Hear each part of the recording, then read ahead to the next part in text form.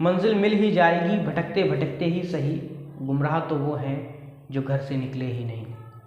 Hello and welcome to digital teacher जी। आप सभी का डिजिटल टीचर जी में बहुत बहुत स्वागत है। और मैं आपके लिए एक बार फिर से लेकर आ गया हूँ प्रोजेक्ट प्लानिंग एंड कंट्रोल की ये अगली वीडियो, हमारी 7वीं वीडियो है। और मैं ये चाहता ही हूँ कि इस महीने के लास्ट तक हम इस किताब को पूरी तरह ख़त्म कर दें। और आप भी अगर यही चाहते हैं कि मैं इस किताब को पूरी तरह ख़त्म कर दूँ, पूरी तरह आपको समझा दूँ, पूरी बुक आपको समझा दूँ, जितने भी यूनिट हैं इसमें वो सारे यूनिट आपको समझा दूँ, तो एक बार चैनल को सब्सक्राइब करके अपने दोस्तों के साथ इस चैनल को शेयर ज़रूर करिएगा और वीडियो को लाइक करिएगा, ताकि हमारा भी हौसला बढ़े। तो फिर हम आप लोग के लिए और ज़्यादा से ज़्यादा वीडियोस लेकर आ सकें। और अदर सब्जेक्ट पर भी हमारी वीडियोस तैयार हो रही हैं, वो भी बहुत जल्द आपको हमारे चैनल पर मिल जाएंगी।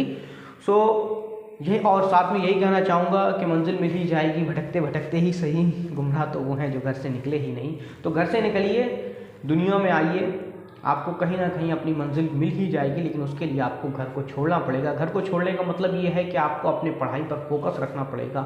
हो सकता है किसी की रिश्तेदारी में शादी चल रही हो, आपको वो शादी छोड़ना पड़ेगी अपनी कामयाबी के लिए। कहीं मौत हो गई, शायद आपको वो मौत भी छोड़ना पड़ेगी, आप नहीं जा पाएंगे वहाँ पर। तो ऐसा सब कुछ आपको करना पड़ेगा, तब आपको जाकर कामयाबी मिलेगी। क्यों? कामयाबी खुद देखना चाहती है।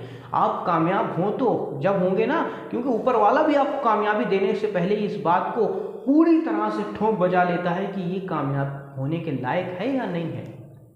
तो आपको कामयाब होने के लायक बनना पड़ेगा।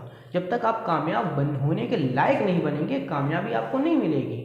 आप भी घर जब बाहर से कोई बर्तन खरीदते हैं, कोई भी चीज़ खरीदते हो, पर खूब से ठोक बजा लेते हैं, देख लेते हैं कि ये चीज़ सही है या नहीं है। ऐसे ऊपर वाला भी आपको कामयाबी देने से पहले आपको आजमा रहा है, आपको आजमाइशों में डाल रहा है। क्यों डाल रहा है? कि तेरे जो कामयाबी, जो चीज़ तू मांग रहा है, जिस चीज़ में तुझे कामयाबी चाहता है तू, क्या तू उस कामयाबी के लायक है भी या नहीं। तो उसके लायक बनना पड़ेगा। लायक बनने के लिए आपको मेहनत करना पड़ेगी। तो आइए शुरुआत करते हैं अपने चैप्टर की।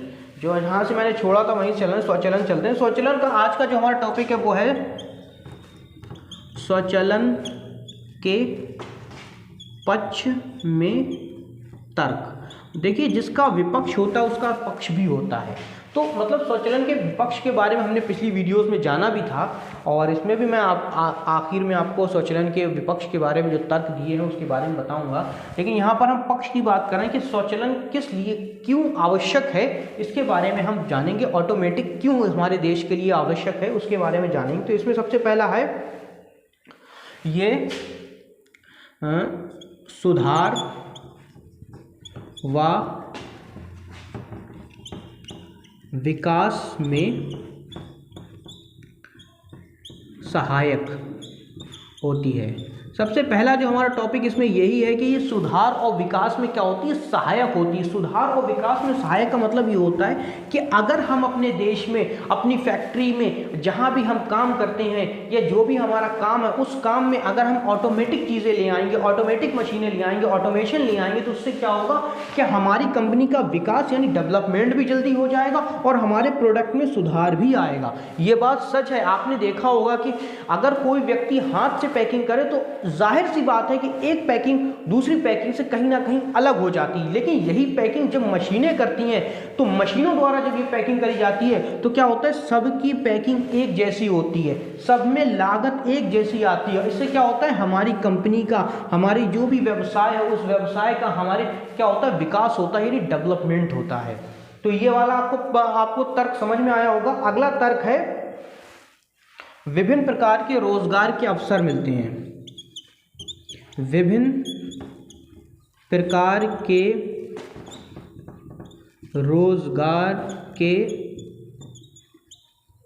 अवसर मिलते हैं। विभिन्न प्रकार के रोजगार के अवसर मिलते हैं, इसका मतलब ये है कि आपने देखा होगा कि हमारे देश में जब मशीनों से काम नहीं किया जाता था तो एक लिमिटेड मजदूरों की ज़रूरत होती थी, लिमिटेड लोगों की ज़रूरत होती थी, क्योंकि लिमिटेड काम होता था। लेकिन जब से मशीनें हम आए हैं, जब से इस सारी जगहों पर मशीनों का यूज़ किया जाने लगा है, तो अनलिमिटेड, और उस जगहों पर हमें मजदूरों को, उस जगहों पर हमें लोगों की ज़रूरत होती है जहाँ हमने पहले उस जगहों पर ज़रूरत नहीं थी।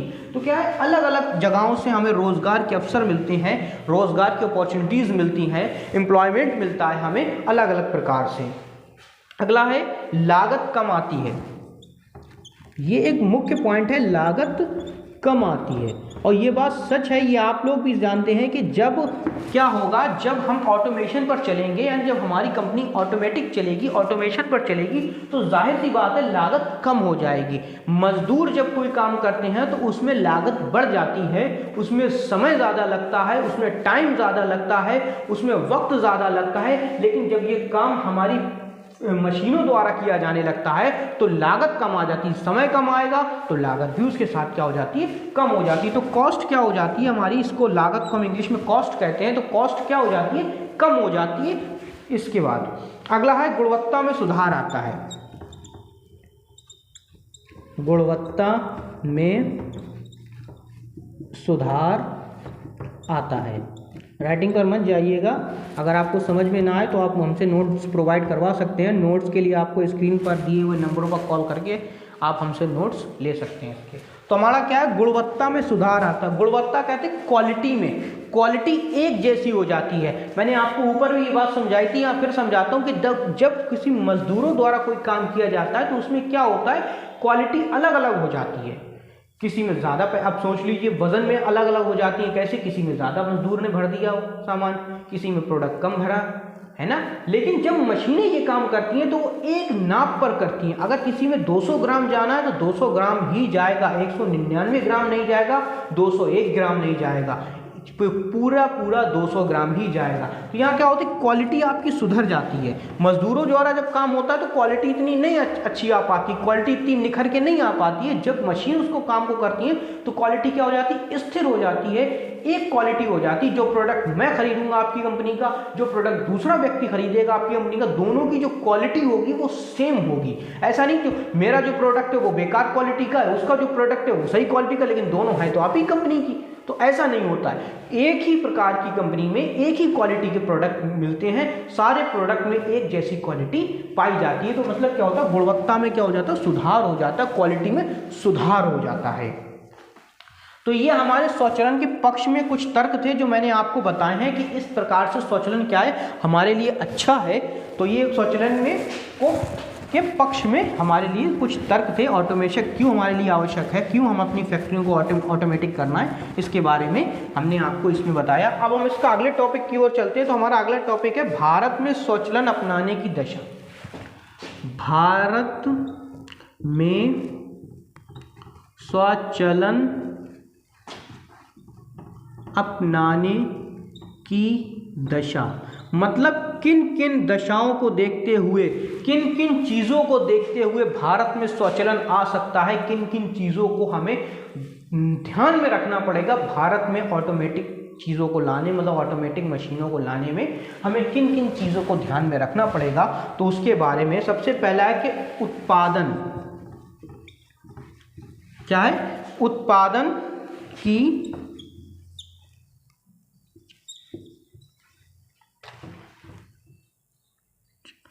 प्रचना कैसी हो, स्थिर हो।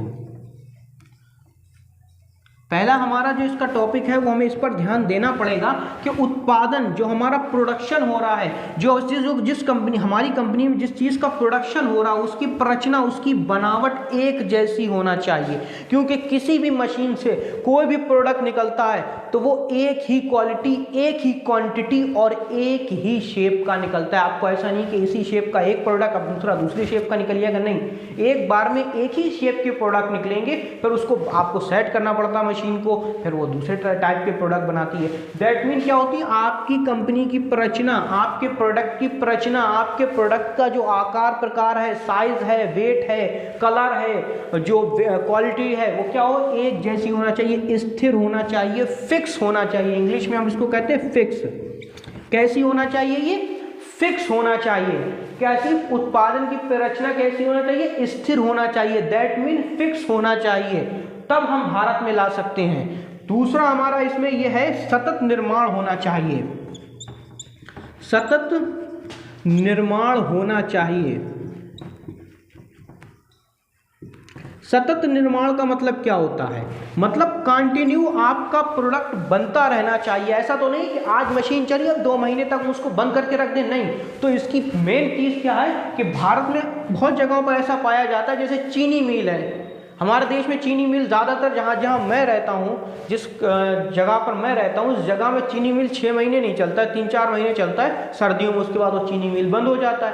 दैट मीन ऐसी जगहों पर इन मशीनों का कोई ज़्यादा फायदा हम नहीं उठा सकते। तो निर्माण जो हमारा होना चाहिए, जो मैन्युफैक्चरिंग होनी चाहिए, जिसको हम इंग्लिश में कहते हैं मैन्युफैक्चरिंग, जो मैन्युफैक्चरिंग हमारी कंपनी में होना चाहिए, निर्माण होना चाहिए, वो कैसा होना चाहिए, वो सतत यानी हमेशा होता रहना चाहिए, मशीनें हमेशा चलती रहना चाहिए। तो आपकी कॉस्ट सही आएगी, तो पर कॉस्ट आपने सही निकाल सकते हो, वरना पर कॉस्ट आपकी सही नहीं आएगी। एग्जाम की दृष्टि से ये जो टॉपिक है कि हमारा निर्माण सतत होना चाहिए, इस पर एक अलग से भी क्वेश्चन आता है, उसके बारे में आपको आगे समझाऊंगा। दूसरा है प्लांट मानव द्वारा नियंत्रित हो। प्लांट जो है ना, जो भी हमारा प्लांट लगा हुआ है, जो भी हमारी फैक्ट्री लगी हुई है, उसमें जो है ना ज़्यादा से ज़्यादा मानव होना चाहिए। क्यों होना चाहिए? क्योंकि हमारे देश में बेरोजगारी की समस्या बहुत है। बेरोजगारी की समस्या के बाद हमारे देश में पहले से ही स्वचालन यानी ऑटोमेटिक पर मजदूरों का वो है, मजदूर इसके लिए विरोध करते हैं। लेबर कॉस्ट हमेशा ये चाहती है कि कभी भी हमारे देश में ऑटोमेटिक नहीं आए। तो इसको लाने के लिए क्या करना पड़ेगा, हमें ज़्यादा से ज़्यादा मानव द्वारा इस पर नियंत्रण रखना पड़ेगा, लोगों को के द्वारा इस पर कंट्रोल रखना पड़ेगा। ये नहीं पूरी कंपनी ही हमने ऑटोमेटिक कर दी, किसी इंसान की जरूरत नहीं, तो ऐसा हम नहीं कर सकते। क्यों नहीं कर सकते? भारत की दृष्टि को देखते हुए, यहाँ की बेरोजगारी की समस्या को देखते हुए हमें क्या करना पड़ेगा, प्लांट को मानव सहित चलाना पड़ेगा, मानव रहित नहीं चला सकते हम। क्या करना पड़ेगा? प्लांट को मानव सहित चला सकते हैं, मानव रहित नहीं चला सकते। इंडिया में इसकी समस्या है। क्यों समस्या क्या है कि बेरोजगारी की समस्या है, अनएम्प्लॉयमेंट हमारे देश में ज़्यादा है। इस वजह से हमें क्या करना पड़ेगा, प्लांट को मानव सहित रखना पड़ेगा, मानव द्वारा नियंत्रित कराना पड़ेगा। तो हमारा जो ऑटोमेटिक का जो हमारा पोर्शन था, जो हमारा ऑटोमेटिक का टॉपिक था, जो हमारे पिछली वीडियो में भी आपको बताया था, इस वीडियो में भी आपको थोड़ा समझाया है, तो यहाँ तक ये जो है खत्म हो गया है। अब इसके बाद जो इसका आखिरी का जो एक और इसमें जो आता है कि आभासा विश्लेषण यानी ABC जो कैटेगरी है, जो बहुत इंपॉर्टेंट है आपके एग्जाम की दृष्टि से, उस पर अब हम चलते हैं। मतलब हम अब एक नया टॉपिक शुरू करने जा रहे हैं। तो मैं एक नया टॉपिक शुरू करने जा रहा हूँ। इसी बात पर आप लोग एक लाइक कर दीजिए और वीडियो को जो है ना शेयर कर दीजिए अपने दोस्तों के साथ। ये वीडियो मैं बिल्कुल फ्री में बना रहा हूँ आप लोगों के लिए। इस वीडियो पर किसी प्रकार का कोई चार्ज नहीं ले रहा हूँ मैं आपसे। ये किसी भी कहीं भी बैठा हुआ बच्चा इस वीडियो को देखकर इससे लाभ उठा सकता है। तो आइए शुरू करते हैं अपना अगला आभासा विश्लेषण। आभासा विश्लेषण, आभासा विश्लेषण। आभासा विश्लेषण क्या होता है इसके बारे में जानते हैं। सही से लिख दूं मैं। आभासा विश्लेषण क्या होता है, ये एक बहुत ही महत्वपूर्ण टॉपिक है, बहुत ही इंपॉर्टेंट टॉपिक है एग्ज़ाम की दृष्टि से भी। और इसमें एग्ज़ाम में पिछली बार भी इससे एक क्वेश्चन पूछा गया था और उम्मीद ये है कि इस बार भी एग्ज़ाम में इससे एक आध क्वेश्चन पूछा जाए, क्योंकि इसमें 3 क्वालिटीज़ हैं। आभासा को हम ABC भी कहते हैं, इंग्लिश में ABC कैटेगरी जो होती है। तो ABC कैटेगरी होती क्या है, इसके बारे में जानेंगे। आपको थोड़ा बहुत समझ में आ भी रहा होगा कि ABC कैटेगरी का मतलब क्या हो रहा है, फिर भी हम थोड़ा बहुत आपको इसके बारे में बताते हैं। तो आभासा विश्लेषण क्या है, इसमें हम समझते हैं। जैसे इसमें आभासा विश्लेषण, आभासा विश्लेषण में विभिन्न प्रकार की, आभासा विश्लेषण में विभिन्न प्रकार की कच्ची सामग्री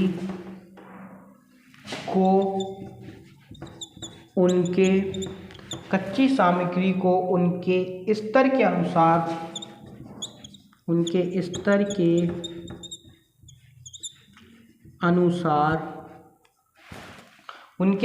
के अनुसार रखा जाता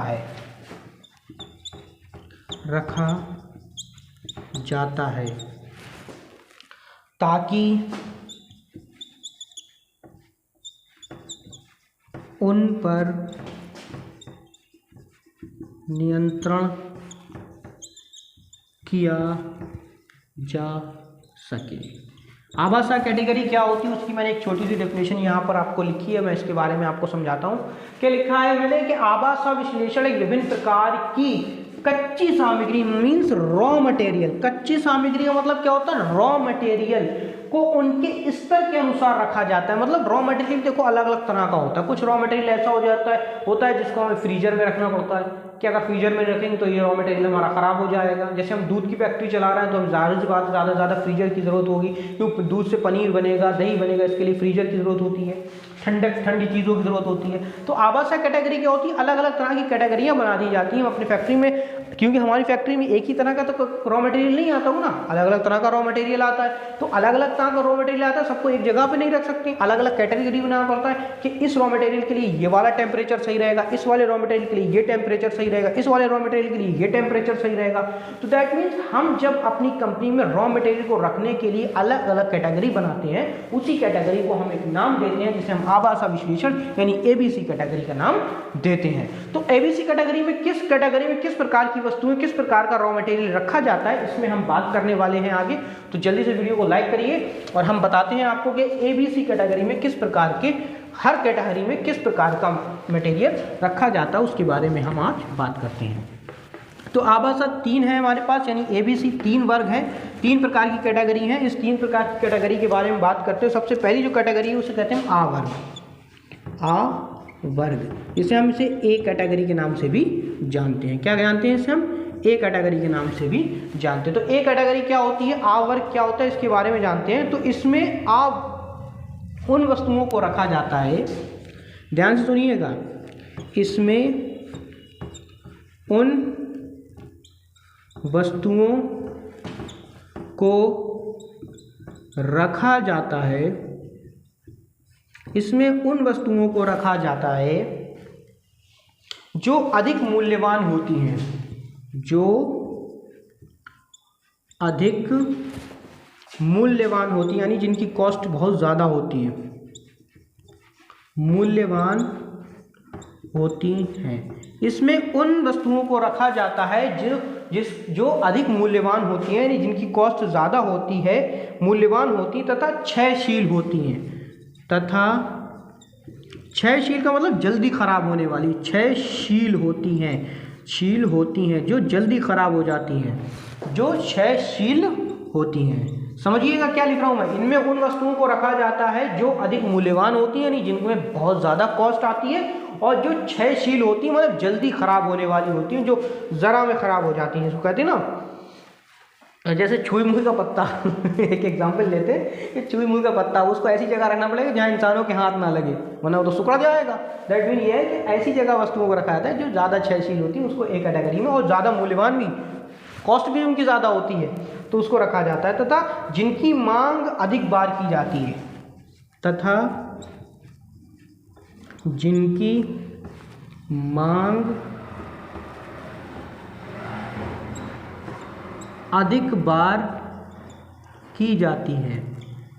क्या करा जाता है, इसकी मांग जो है ना वो अधिक बार की जाती है। ज़्यादातर कंपनी में इसी प्रकार इसी रॉ मटेरियल में से मटेरियल सबसे ज़्यादा निकाला जाता है, जिनकी मांग अधिक बार की जाती है।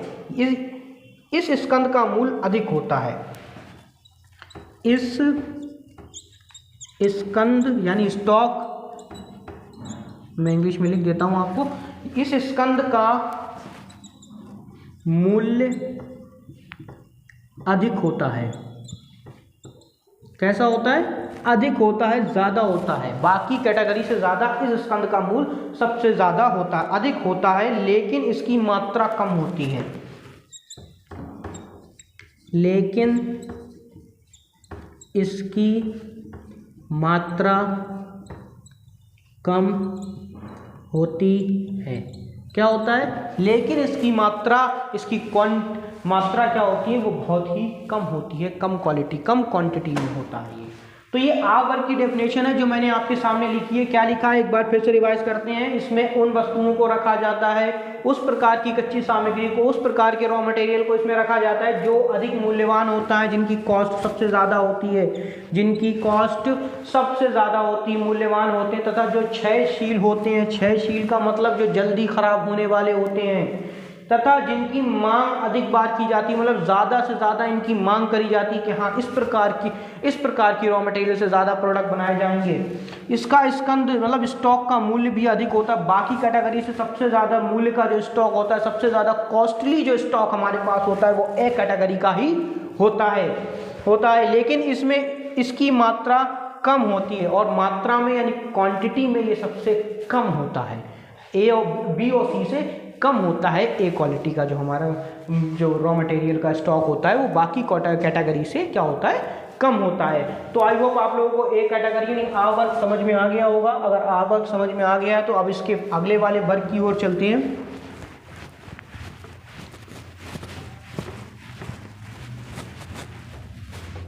हमारा जो इसका अगला वर्ग है जिसको हम लोग कहते हैं बा वर्ग। क्या कहते हैं हम इसको? बा वर्ग। क्या कहते हैं हम इसको? बा वर्ग।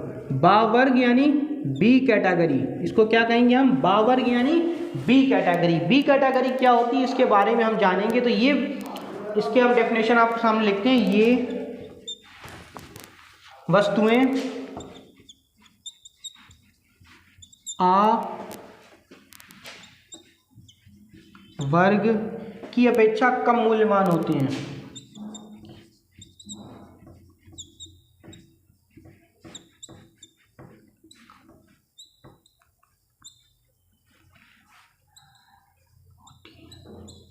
ये वस्तुएं आ वर्ग की अपेक्षा कम मूल्यवान होती है, मतलब उसकी कॉस्ट से थोड़ी कम होती है, मूल्यवान होती है, तथा इसकी मात्रा आ वर्ग से अधिक होती है, तथा इसकी मात्रा यानी इसकी क्वांटिटी मात्रा आ वर्ग से अधिक होती है। कैसी होती है? ज़्यादा होती है। अधिक का मतलब ज़्यादा होती है, मोर देन। इसकी क्षयशीलता आ वर्ग से कम होती है। इसकी क्षयशीलता यानी खराब होने की जो शक्ति होती है, जो जल्दी ए वर्ग वाली ज़्यादा जल्दी खराब होती है, उससे कम धीरे होती है, ये भी है लेकिन उससे थोड़ा धीरे खराब होती हैं। वो सुपर एक्सप्रेस ट्रेन है और ये पैसेंजर है, ऐसा समझ लो आप। इसकी क्षयशीलता आ वर्ग से कम होती है। कैसी होती है? आ वर्ग से कम होती है, ए कैटेगरी से कम होती है। तो ये इसकी डेफिनेशन थी जो मैंने यहाँ पर आपको लिख दी कि ये वे वस्तुएं होती हैं जो कम मूल्यवान होती है, मतलब इसकी जो कॉस्ट होती है वो आ वर्ग की अपेक्षा सबसे कम नहीं होती है। आ वर्ग ए कैटेगरी से जो कम हो उससे कॉस्ट इसकी थोड़ी कम होती है। इसकी कॉस्ट यानी मूल्यवान, इसका जो मूल्यवान होता है, इसकी जो मूल्य होता है, इसका जो कॉस्ट होती है, इसको जो पैसे होते हैं वो इससे थोड़े कम होते हैं, तथा इसकी मात्रा अधिक होती है।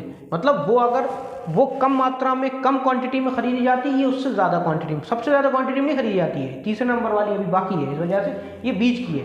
तो क्या मतलब ये क्या है? इसकी मात्रा क्या होती? अधिक होती है, आ वर्ग से अधिक होती है। सबसे अधिक नहीं मैंने लिखा, यहाँ ध्यान रखिएगा कि इसकी मात्रा आ वर्ग से अधिक होती है।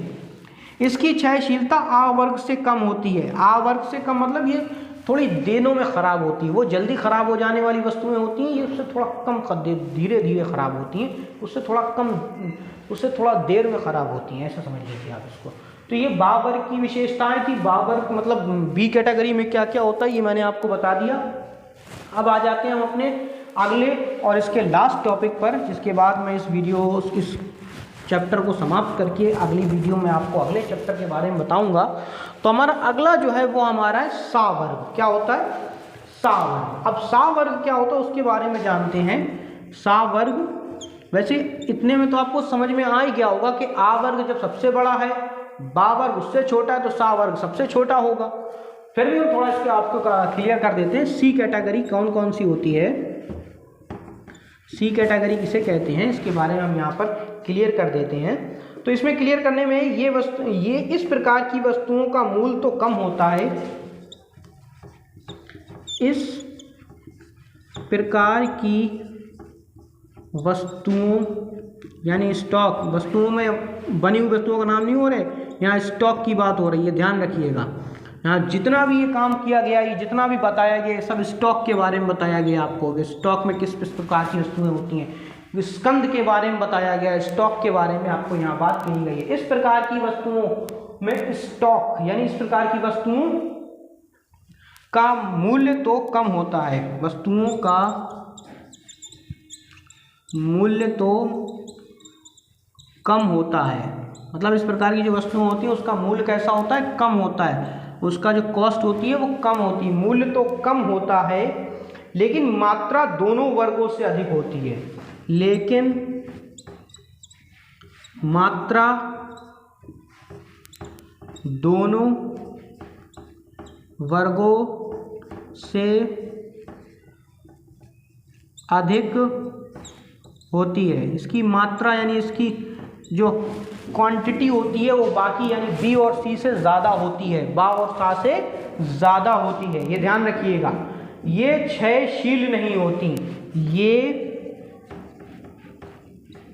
क्षयशील नहीं होती। कैसी नहीं होती हैं, क्षयशील नहीं होती यानी खराब नहीं होती है, पड़ा रहने दो इसको सालों वर्षों तक, ऐसी रहेंगी, ये कभी खराब नहीं होंगी। समझ में आ गया। तो इस प्रकार की वस्तुओं का मूल्य सबसे कम होता है, लेकिन जो क्वांटिटी होती है वो दोनों वर्गों से बी और सी दोनों से ज़्यादा होती है। ये क्षयशील नहीं होती हैं, इनमें ख़राब होने वाला कोई गुण नहीं पाया जाता ये ख़राब हो जाए। तो आई होप आप लोगों के ये वीडियो पूरी समझ में आई होगी। तो और अगर समझ में आई हो तो कमेंट बॉक्स खुला है, बताइएगा अपना एक्सपीरियंस कैसा रहा इस वीडियो के साथ। और जाते जाते यही कहूँगा कि पढ़ते रहिए और इसी तरह बढ़ते रहिए, और हमारे चैनल को सब्सक्राइब, वीडियो को लाइक और अपने दोस्तों में शेयर ज़रूर करिएगा। तो मिलते हैं अगली वीडियो में, तब तक के लिए जय हिंद, जय भारत।